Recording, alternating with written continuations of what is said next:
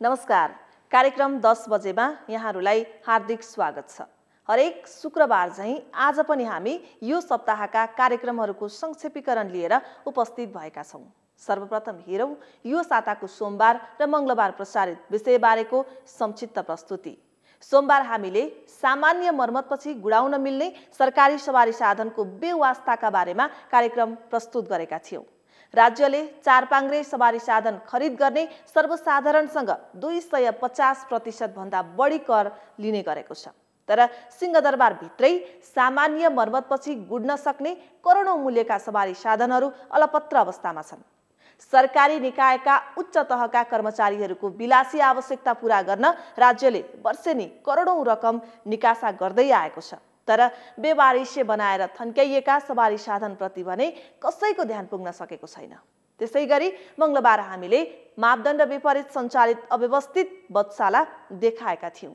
अनुगमनका क्रममा हामी पुग्दा बधशालाबाट सहनै नसकिने गन्ध आइरहेको थियो भने दृश्य खुल्ला आँखाले हेर्न त्यति सहज थिएन। प्लास्टर गरिएको भए पनि अव्यवस्थित र फोहोर जस्तो देखिने भुइँमा जताततै राँगा भैँसीका मासु काटेर टुक्र्याउने तथा आन्द्रा भुँडी धुने काम भइरहेको थियो। 2075 असार 11 गते सोमबारको कार्यक्रममा हामी सरकारी कार्यालयमा बेवारिसे बनाएर थन्काइएका सामान्य मर्मतपछि चल्न सक्ने सवारी साधनमा केन्द्रित भयौं। तपाई हामी मन्त्रालय या कुनै सरकारी कार्यालयमा प्रवेश गर्दा यत्र तत्र छरिएर रहेका पुराना भनिएका र प्रयोगमा नल्याइएका सवारी साधनहरू प्रष्ट देख्न सकिन्छ। झट्ट हेर्दा यस्ता साधन राम्रै देखिन्छन्, गुड्न सक्ने नै हुन्छन्, तर पनि ती त्यसै अलपत्र छन्। मन्त्रालय या सरकारी कार्यालयका कुनामा या प्राङ्गणमै थन्किएर या फालिएर कवाडीको अवस्थामा पुगेका छन्। देशको प्रमुख प्रशासनिक केन्द्र सिंहदरबारदेखि देशैभरका अधिकांश सरकारी कार्यालयमा करोडौं मूल्यका सवारी साधनहरू त्यत्तिकै फालिएको देखिन्छ। सरकारी निकायका उच्च तहका कर्मचारीहरू कसले कति महँगा सवारी साधन चढ्ने भन्ने झैं प्रतिस्पर्धा गरिरहेका छन्। तर सिंहदरबार भित्र करोडौं मूल्यका सवारी साधनहरू अलपत्र अवस्थामा छन्। सामान्य मर्मत सम्भार गरे चढ्न योग्य हुने सवारी साधनलाई नेता र सरकारी कर्मचारी देखेर पनि नदेखे चाहिँ गर्छन्। उनीहरूले त्यस्ता सवारी साधनलाई बेवास्ता गर्दै महँगोमा सवारी साधन किनेर राज्य कोषबाट अरबौं रकम दोहन गरिरहे पनि नियामक निकायले यसलाई अंकुश लगाउन सकेको छैन। अहिले सिंहदरबार भित्रै राजपरिवारले चढ्ने सवारी साधनदेखि मन्त्री उच्च पदस्थहरूले प्रयोग गर्ने सवारी साधनसम्म अलपत्र अवस्थामा छन्। यसरी अलपत्र रूपमा रहेका सवारी साधनहरूको संख्या कति छ भनेर अहिलेसम्म कुनै निकायले खोजी समेत गरेको छैन। न त अख्तियार दुरुपयोग अनुसन्धान आयोगले नै यसरी राज्यको ढुकुटी दुरुपयोगको विषयमा खबरदारी, कारबाही, अनुसन्धान या नियमन नै गर्न सकेको छ। राज्यले चारपाङ्ग्रे सवारी साधनलाई विलासिताको वस्तुमा राखेर सर्वसाधारणलाई 250% भन्दा बढी कर लिएको छ। तर सरकारी कार्यालयका हाकिमहरू भने राम्रै अवस्थामा भएका सवारी साधनलाई पनि चौरमा फालेर नयाँ सवारी साधनको मजा लिनका लागि करोडौं खर्च गर्न लागि परेका छन्। जनताका सोही लडका सवारी साधनमा मजाले गुड्दा सरकारी सवारी साधन भने कुनै न कुनै गोदाम वा चौरमा थन्किएर सडिरहेका छन्। सवारी साधनको नियमन गर्ने निकाय यातायात व्यवस्था विभागको तथ्याङ्क अनुसार आर्थिक वर्ष 2046-47 देखि 2073-74 सम्ममा 27,83,428 गाडी आयात भएका छन्। यीमध्ये देशैभर सरकारी र संस्थानको नाममा दर्ता भएका सवारी साधनको संख्या करिब 20,000 को हाराहारीमा छ। तर हालका दिनमा सरकारी गाडीको सदुपयोग भन्दा दुरुपयोग बढ्दै गएको छ। दुईटा पुराना सवारी साधन लिलामी गरेमा एउटा नयाँ सवारी साधन किन्न दिने सरकारी नीति नै भए पनि त्यो व्यवस्थालाई बेवास्ता गर्दै सरकारका उच्च पदस्थ कर्मचारीहरू चालु अवस्थामा रहेका गाडीलाई थन्काएर नयाँ महँगा गाडी खरिद गरिरहेका छन्। हरेक वर्ष अर्थ मन्त्रालयले सवारी साधन खरिदका लागि छुट्याएको रकम भन्दा 200% सम्म बढीको सवारी साधन खरिदले पनि यो प्रष्ट पार्छ। अड्कलेको रकम भन्दा धेरै खर्च हुनुको कारण पनि गजबको छ। मन्त्री या हाकिम नयाँ आउने बित्तिकै नयाँ विलासी सवारी साधन खरिद गर्ने पनि परिपाटी छ। लाग्छ सरकारी कार्यालयमा यो एक किसिमको परम्परा नै हो। दात्री राष्ट्रले विकासका कामका लागि दिएको विदेशी मुद्राको ठूलो अंश विलासी सवारी साधन खरिदमा खर्चिने गरेको पनि आरोप छ भने आयोजना परियोजनाका सवारी साधन ल्याएर चलाउने र आफूसँग भएको चालु हालतको सवारी साधन भने चल्न नसक्ने भन्दै थोत्र्याएर राख्ने समेतको आरोप लाग्दै आएको पाइन्छ। सवारी खरिद ऐन अन्तर्गत अर्थ मन्त्रालयले सवारी खरिद मर्मत सम्भार र इन्धन खर्च शीर्षकमा रकम विनियोजन गर्ने गरेको छ। तर विनियोजन गरेको रकमको सदुपयोग वा दुरुपयोगको बारेमा अर्थ मन्त्रालयलाई कुनै अत्तो पत्तो नै हुँदैन। सार्वजनिक खरिद ऐनमा जुन मन्त्रालय कार्यालय वा निकायले जुन प्रयोजनका लागि सामान खरिद गरेको हो उसले त्यसको सदुपयोग हिफाजत गर्नुपर्ने र नासिएमा या बिग्रिएमा असल उपरप्रति सम्बन्धित निकाय नै जिम्मेवार हुनुपर्ने उल्लेख गरिएको थियो। तर 2066 सालदेखि सिंहदरबारभित्रै रहेका सिंहदरबार पुनर्निर्माण सचिवालयलाई विभिन्न सरकारी कार्यालयमा रहेका पुराना सवारी साधनको व्यवस्थापनको जिम्मा लगाइएको थियो। एकै समयमा भित्रिएका सवारी साधन मध्ये निजी अहिलेसम्म सडकमा मजाले गुडिरहेका छन्, तर सरकारी उहिलेदेखि थन्किसकेका छन्। यसरी थन्क्याएर राखिएका सवारी साधनलाई लिलामका लागि सम्बन्धित कार्यालय पनि उदासीन देखिन्छ। लिलाम बिक्री समेत समयमा नभई फालिएर बसेका सवारी साधन मात्रै लेखाजोखा हुने हो भने कति ठूलो रकमको हिसाब हुन्थ्यो होला। 2075 असार 12 गते मंगलबारको कार्यक्रममा हामी भक्तपुरमा सञ्चालित पशु बधशालामा देखिएको फोहोरका विषयमा केन्द्रित भयौं। कार्यक्रम 10 बजेको टिम बधशाला स्थलमा पुग्दा देखिएका वस्तुगत अवस्थालाई हामीले यसरी जस्ताको तस्तै कार्यक्रममा प्रस्तुत गर्यौं। सुरुमा हामी श्याम खड्कीले सञ्चालन गर्दै आएको बधशाला पुग्यौं। त्यहाँका सञ्चालक हामी अचानक पुग्दा केही झस्किए पनि, किनभने उनले अनुगमनको सामान्य छनक समेत पाएका थिएनन्। त्यहाँ सहनै नसकिने गन्ध थियो भने दृश्य हेर्न त्यति सहज थिएन। प्लास्टर गरिएको भए पनि अव्यवस्थित र फोहोर जस्तो देखिने भुइँमा जताततै रागा भैँसीको मासु काटेर टुक्र्याउने तथा आन्द्रा भुँडी धुने काम भइरहेको थियो। श्याम खड्कीको सबै परिवार यही पेसामा रहेछन्। एक किसिमले मासु व्यवसाय उनीहरूको पुर्ख्यौली पेसा झैं बनिसकेको रहेछ। बजारमा उनीहरूको मासु पसल पनि रहेछ। यो बधशाला वर्षौंदेखि बिना दर्ता सञ्चालन भइरहेको पाइयो। अनुगमन गरिसकेपछि टोलीले यो बधशाला सञ्चालकलाई सामान्य सचेत गरायो र 7 दिनभित्र व्यवसाय दर्ता गरेको कागजातसहित विभागमा उपस्थित हुन निर्देशन पनि दियो। त्यसपछि हामी बोडेमै तुलसी शाहीले सञ्चालन गरेको बधशाला पुग्यौं, जहाँ पुग्दा मासु काटिसकिएको थियो, तर रहल पहल काम भने बाँकी नै रहेछ। त्यही क्रममा हामीले माछा मासु व्यवसाय संघ भक्तपुरकी कोषाध्यक्षलाई भेट्यौं। हामीसँगको कुराकानीमा उनी सोध्दै थिइन् किन जानकारी नदिई आउनु भएको। उनका अनुसार अनुगमनमा जाँदा व्यवसायलाई सूचना दिएर जानु पर्थ्यो। हाम्रो पनि एउटा संस्था छ हजुर, नाम चाहिँ थाहा छ, नेपाल माछा मासु व्यवसाय संघ। हजुर, नेपाल माछा मासु व्यवसाय संघ। ए नेपाल माछा मासु व्यवसाय छ है, हामीलाई खबरै भएन त्यो विषयमा। हामीहरू प्राय त्यसरी अहिले त अनुगमनमा जाँदाखेरि जानकारी दिएर जाँदैनौँ न। बोडेमा तुलसी शाहीले सञ्चालन गरेको बधशालाबाट हामी करिब 1 किलोमिटर पर रहेको सिद्धकाली मार्ग पुग्यौं, जहाँ पुग्दा टाढैबाट बधशालाको दुर्गन्ध आइरहेको अनुभूति भयो भने टोलभरि झिङ्गा भन्किरहेको देखियो।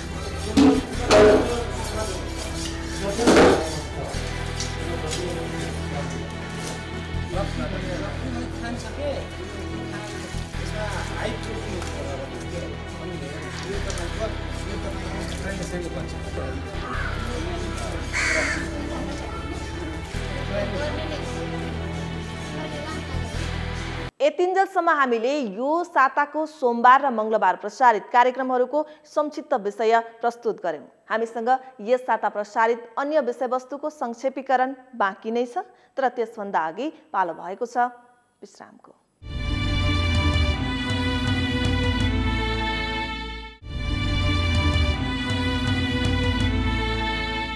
विश्रामपछि पुनः स्वागत छ। अब प्रस्तुत छ यो साता प्रसारित अन्य कार्यक्रमहरूको संक्षेपीकरण। बुधबार हामीले बिचौलियाको मारमा पर्दा किसानले आफ्नो उत्पादनको उचित मूल्य नपाएको यथार्थ प्रस्तुत गरेका थियौं। किसानले निकै सस्तोमा बेचेको तरकारी उपभोक्तासम्म आइपुग्दा 4-5 गुणा बढी हुने गरेको छ। किनभने किसानले उत्पादन गरेको तरकारी 5 देखि 7 तहको बिचौलिया पार गरेर मात्रै उपभोक्तासम्म आइपुग्छ, जसका कारण एकातिर भाउ नपाएर किसानले आफ्नो पेसा छाड्दै गएका छन् भने अर्कातिर उपभोक्ताले महँगो मूल्यमा तरकारी खरिद गर्नुपर्ने बाध्यता छ। त्यस्तै बिहीबार हामीले नेपालमा सञ्चालनमा रहेका एम्बुलेन्सको नालीबेली देखाएका थियौं।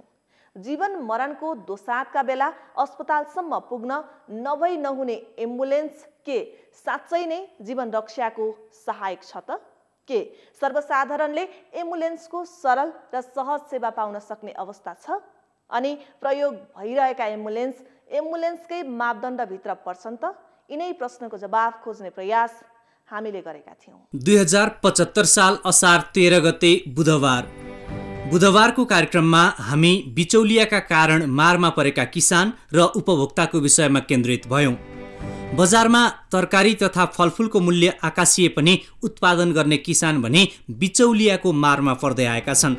बजारमा उपभोक्ताले खरिद गर्ने तरकारीजन्य वस्तुको मूल्य बढ्दो क्रममा रहे पनि कृषकहरूले पाउने मूल्य भने निरन्तर घट्दो क्रममा छ। यो विषयमा नियमन गर्ने निकाय कानमा तेल हालेर बस्दा ग्रामीण क्षेत्रका कृषकहरूले उत्पादन गरेको गोलभेडा, आलु, अन्य तरकारी, अदुवा, प्याज, लसुन लगायत सबैजसो नगदे बालीको मूल्य अत्यन्तै न्यून पाउने गरेका छन्। तर बजारमा आइसकेपछि भने चर्को मूल्य तिर्न उपभोक्ता बाध्य छन्।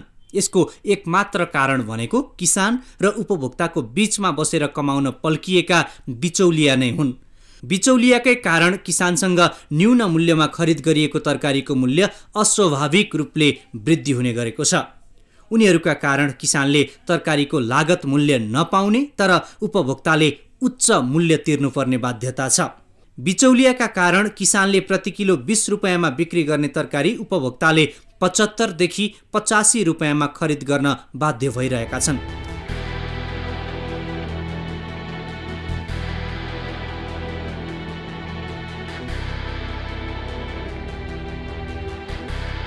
दुई 4 दिनपछि बेचौँला नि भनेर राख्न नमिल्ने र 1-2 दिन मात्रै ढिला भए बिग्रने भएकाले यसैको फाइदा उठाउँदै बिचौलियाले किसानसँग सस्तो मूल्यमा तरकारी किन्ने गरेका हुन्। भनेको समयमा बिक्रीमा लैजान निश्चित सङ्कलन केन्द्र पनि नभएको र उत्पादन भइसकेको तरकारी साँचेर राख्न नसकिने भएकाले किसानले आफूले उत्पादन गरेको तरकारीको मूल्य समेत आफै तोक्न पाउँदैनन्। किसानले तरकारी किन्न आउनेलाई यति भाउ नपाए दिन्न भनिहालेको खण्डमा भोलिबाट सो व्यापारी तरकारी लिनै आउँदैनन्। किसानहरूलाई भने बिउ, मल लगायतको व्यवस्थापनमै झन्झट बेहोर्नु पर्ने र मूल्य कम पाएसँगै सावा उठाउनै हम्मे पर्ने गरेको छ। कृषकले खरिद गर्ने सामग्रीको मूल्य दैनिक वृद्धि भए पनि कृषकले उत्पादन गरेको वस्तुमा भने कहिले मूल्य बढेको छैन। यसबाट आजित बनेका किसानहरू तरकारी खेतीबाटै विस्थापित हुने अवस्थामा पुगेका छन्। अर्कोतर्फ कालीमाटी फलफुल तथा तरकारी बजारमा एउटाले भाडामा लिएको स्टल अर्को व्यक्तिलाई पुनः भाडामा दिन नमिल्ने व्यवस्था छ। तर यो व्यवस्थाको धज्जी उडाउँदै सुरुमा एउटाले स्टल लिने र त्यसपछि अर्कै व्यक्तिलाई भाडामा लगाएर कमिसन खाने विषय यहाँका लागि नौलो होइन।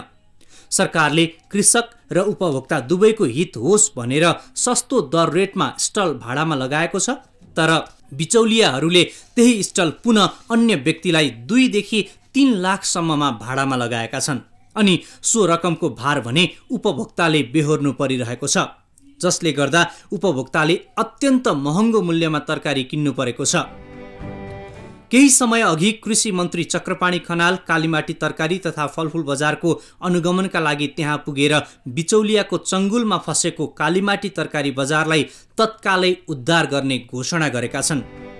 उनले भने जस्तै राज्यलाई कमजोर ठानेर गरिने क्रियाकलाप अब नदोहोरिउन् अनि किसानले आफ्नो उत्पादनको उचित मूल्य पाउने र उपभोक्ताले पनि सुपथ मूल्यमा तरकारी किनेर खाने दिन चाँडै आओस्। 2075 साल असार 14 गते बिहिबारको कार्यक्रममा हामी मापदण्ड बिना मनपरी सञ्चालित एम्बुलेन्समा केन्द्रित भएका थियौँ। नेपालमा सञ्चालित अधिकांश एम्बुलेन्स व्यापारमुखी छन्। आधारभूत उपचार सहित बिरामीलाई अस्पतालसम्म पुर्याउन प्रयोग गरिने सवारी साधन एम्बुलेन्स हो। हामी एम्बुलेन्स सेवा कतिको प्रभावकारी छ भनेर बुझ्न राजधानीका विभिन्न अस्पतालहरूमा पुगेका थियौँ। तर अहिले सञ्चालनमा रहेका अधिकांश एम्बुलेन्स बिरामी एवं घाइतेलाई तत्काल स्वास्थ्य संस्थामा पुर्याई उचित स्वास्थ्य उपचार प्राप्त गर्ने अवसर सुनिश्चित गर्न भन्दा पनि पैसा कमाउने उद्देश्यले चलाएको भेटिएको हो। त्रिभुवन विश्वविद्यालय शिक्षण अस्पतालमा बिरामी लिएर आएका आफन्तको गुनासो थियो, भनेको स्थानमा एम्बुलेन्स जानै मान्दैनन् अनि भाडामा पनि मोलमोलाई गर्छन्। भारत तथा तेस्रो देशबाट अन्य सवारी साधन नेपाल ल्याउँदा 225% भन्सार तिर्नुपर्ने प्रावधान छ। तर एम्बुलेन्स खरिदमा भने नेपाल सरकारले भन्सार छुट दिने गरेको छ। यद्यपि भन्सार छुट गरिएका एम्बुलेन्सले बिरामीसँग भने मनपरी भाडा उठाइरहेका छन्। आपत पर्दा प्रयोग गरिने यस्ता साधनको भाडामा मोलमोलाई गर्ने फुर्सद सेवाग्राहीसँग हुँदैन र जति माग्यो त्यति तिरेर प्रयोग गर्नुपर्ने बाध्यता हुन्छ। यसैको फाइदा उठाउँदै बिरामी र तिनका आफन्तसँग एम्बुलेन्स चालक वा सञ्चालकले जति मन लाग्यो त्यति रकम लिने गरेका छन्।